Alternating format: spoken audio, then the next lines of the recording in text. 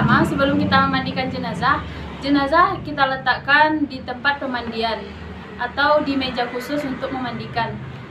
Sebaiknya jenazah jangan dipegang untuk dimandikan, karena kita tidak tahu apabila jenazah ini ada penyakit yang menular, sehingga apabila kita pegang, maka orang yang memegang maka akan tertular penyakit dari jenazah. Selanjutnya, apabila mata jenazah masih terbuka, maka kita gunakan jari jempol untuk menutup mata dengan cara perlahan. Kemudian, apabila mulutnya masih terbuka, kita tutup dengan menggunakan kain, kita ikat di kepalanya.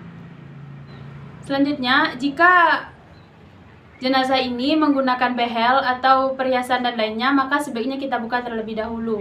Begitu juga dengan pakaian yang dipakai oleh jenazah atau si mayat, kita buka. Apabila sulit untuk dibuka, maka sebaiknya kita gunting.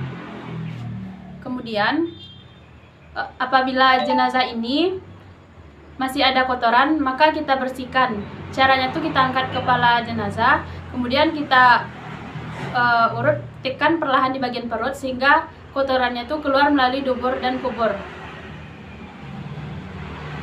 Apabila selesai kita tekan di perutnya, maka akan keluar kotoran melalui kubur dan dubur. Kemudian kita ceboki jenazah ini. Kemudian kita ulangi lagi dengan cara menekan perutnya. Apabila masih ada kotoran, maka kita ceboki lagi. Selanjutnya, setelah jenazah bersih dari kotoran, maka selanjutnya kita wuduki. Kita mulai dengan membasuh wajah. Kita menggunakan air, kita sirami kepada wajah jenazah sebanyak 3 kali. Kemudian, jika pada giginya masih ada kotoran, kemudian kita gunakan kain untuk membersihkan giginya. Selanjutnya, jika sudah bersih wajah, kemudian untuk wuduk selanjutnya ke tangan, kita sirami menggunakan air sebanyak 3 kali dari ujung jari sampai mata siku.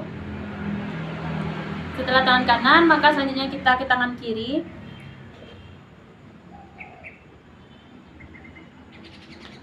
Setelah tangan, selanjutnya ke bagian kepala, menyapu sebanyak 3 kali juga. Jika sudah kepala, maka selanjutnya untuk ke telinga, kita sirami juga dengan menggunakan air sebanyak 3 kali. Telinga kanan, telinga kiri. Kemudian kita bersihkan kaki. Siram juga, kita bersihkan juga sela-sela kakinya. Kemudian kaki kiri. Setelah selesai, maka selanjutnya kita mandikan jenazah ini seperti mandi wajib biasa dengan niat Bismillahirrahmanirrahim. Nawaitu ghusla adaan lihazal maitati lillahi ta'ala, karena ini jenazahnya jenazah perempuan. Selanjutnya kita bersihkan dahulu kepalanya. Sebaiknya kita menggunakan daun bidara. Apabila tidak ada daun bidara, maka kita bisa menggunakan sampo. Kita bersihkan kepala. Setelah kepala bersih, maka selanjutnya kita bersihkan, sirami anggota bagian tubuh sebelah kanan sampai kaki.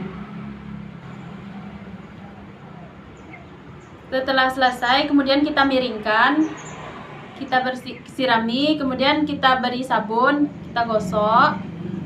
Setelah selesai sebelah kanan, kemudian kita pindah ke sebelah kiri.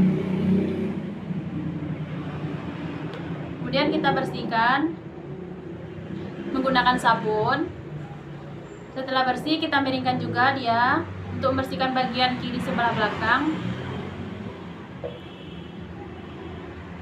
Hal ini kita lakukan sebanyak 3 kali. Untuk yang ketiga, kita menggunakan air kapur, yang mana kapur yang sudah dihaluskan dicampur ke dalam air, lalu kita sirami ke jenazah. Pada saat menyirami dengan air kapur, jangan sampai masuk ke dalam mulut dan juga ke dalam mata. Jika sudah bersih, maka jenazah selanjutnya kita kafani.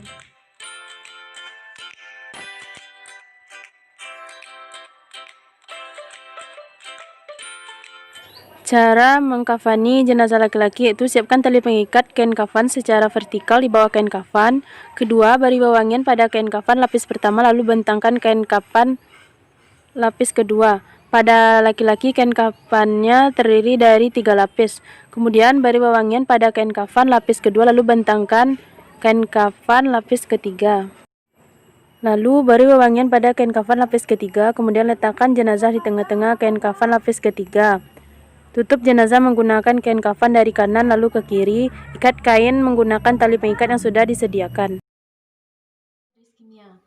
Saya akan mempraktekkan cara mengkafani jenazah.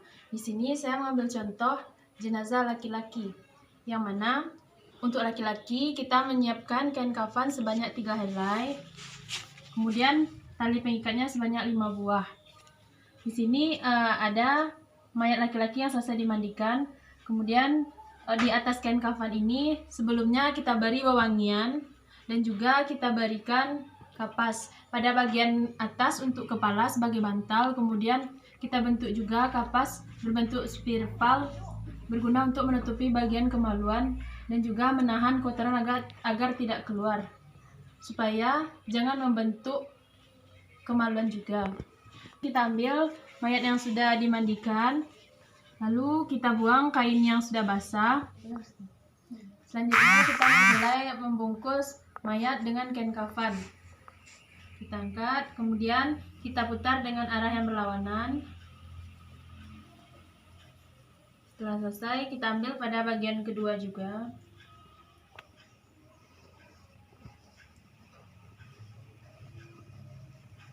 Dan juga pada bagian ketiga.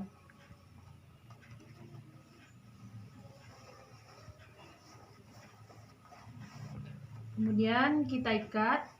Biasanya kain yang berlebih pada kain kafan lebih panjang pada bagian atas daripada bagian bawahnya. Kita ikat. Di sini tidak ada anjuran dalam mengikat kain kafan baik di sebelah kanan ataupun di sebelah kiri. Kebanyakan orang menggunakan ikatan di sebelah kanan agar mudah dibuka saat proses menguburkan. Jadi di sini saya mengambil mengikatnya pada bagian sebelah kanan.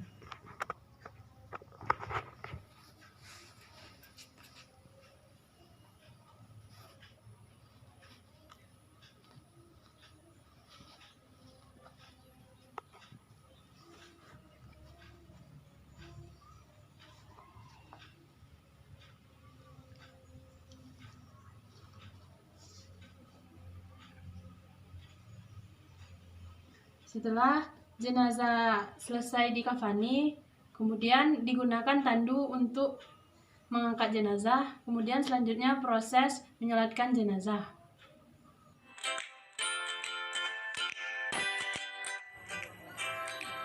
Cara sholat jenazah untuk laki-laki adalah posisi imam berada sejajar dengan kepala jenazah, sedangkan untuk jenazah perempuan posisi imam berada pada searah tali pusar jenazah. Menyolatkan jenazah lebih diutamakan dilaksanakan di masjid atau di musola terdekat, namun bila masjid atau musola jauh maka bisa dilakukan di rumah.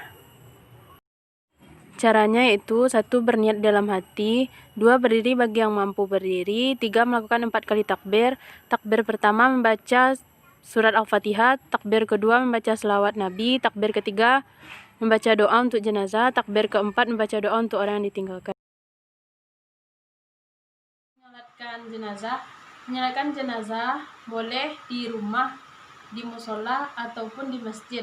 Di sini jenazahnya laki-laki, maka posisi imam berada pada bagian kepala. Yang mana pertama kita membaca niat, dilakukan sebanyak 4 takbir. Takbir pertama membaca Al-Fatihah, takbir kedua membaca selawat Nabi, takbir ketiga membaca doa untuk si mayit, takbir keempat membaca doa untuk keluarga yang ditinggalkan. Kita mulai. Usolli ala hazal maiti arba'an takbiratin fardu kifayati imaman lillahi ta'ala. Allahu Akbar.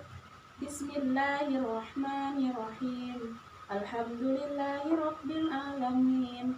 Ar-Rahmanir-Rahim. Maliki yaumiddin. Iyyaka na'budu wa iyyaka nasta'in. Ihdinas siratal mustaqim. Siratal ladzina an'amta 'alaihim ghairil maghdubi 'alaihim waladdallin. Amin. Allahu Akbar. Allahumma sholli ala Muhammad wa ala ali Muhammad kama shallaita ala Ibrahim wa ala ali Ibrahim wa barik ala Muhammad wa ala ali Muhammad kama barakta ala Ibrahim wa ala ali Ibrahim fil alamin innaka Hamidum Majid. Allahu Akbar. Allahumma ighfir lahu warhamhu wa'afihi wa'fu anhu wa akrim nuzulahu wa wasi' madkhalahu wa ghsilhu bil ma'i wa salji wal baradi wa nakihi minal khotoya kama yunaqqas sawbul abyadu minad dannas wa abdilhu daran khairan min ahlihi wa zawjan khairan min zawjihi wa kihi fitnatal qabri wa azaban nar. Allahu Akbar. Allahumma la tahrimna ajrahu wa la taftinna ba'dahu wa ufir lana wa lahu wa li ikhwanina allazina sabaquna bil iman wa la taj'alu Rabbana innaka ra'ufur rahim. Assalamualaikum warahmatullahi wabarakatuh. Assalamualaikum warahmatullahi wabarakatuh.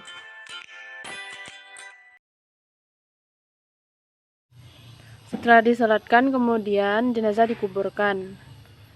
Sebelum dikuburkan, orang-orang sudah menyiapkan tempat untuk menguburkan jenazah, yaitu berupa liang lahat. Dalamnya tanah yang digali untuk menguburkan jenazah tidak ada ketentuan, hanya saja kedalamannya cukup agar baunya tidak menyebar dan juga agar tidak digali oleh binatang buas. Kemudian kita sebagai umat Islam lebih dianjurkan untuk menggunakan lahat daripada syik. Lahat digunakan untuk orang muslim, sedangkan syik digunakan untuk orang non-muslim. Lahat adalah liang yang berbentuk huruf U memanjang di dasar yang menghadap ke arah kiblat untuk meletakkan si mayat. Sedangkan syik,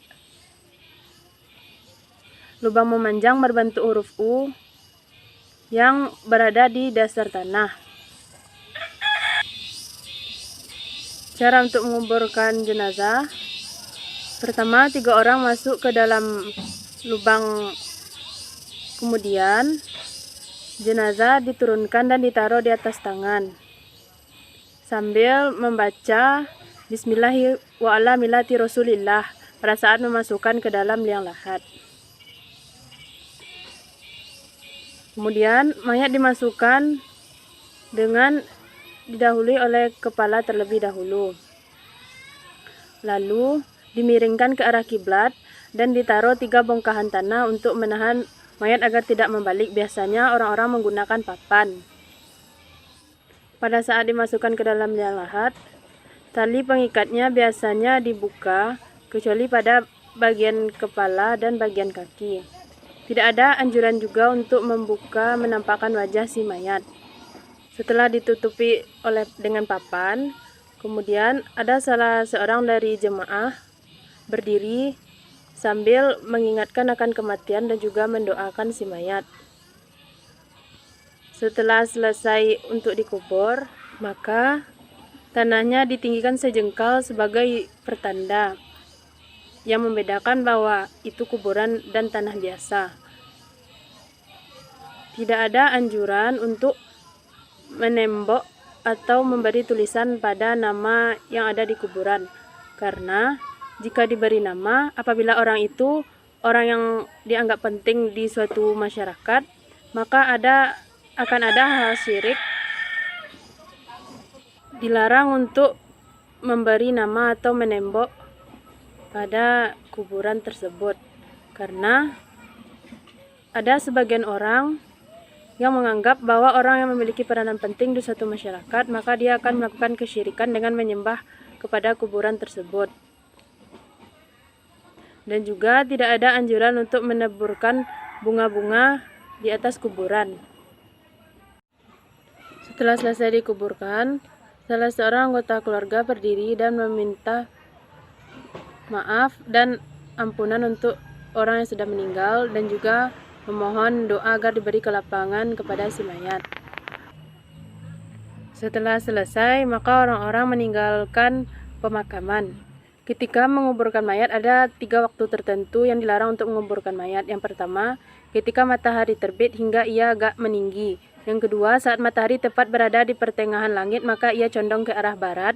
Yang ketiga, saat matahari hampir terbenam hingga ia terbenam sempurna.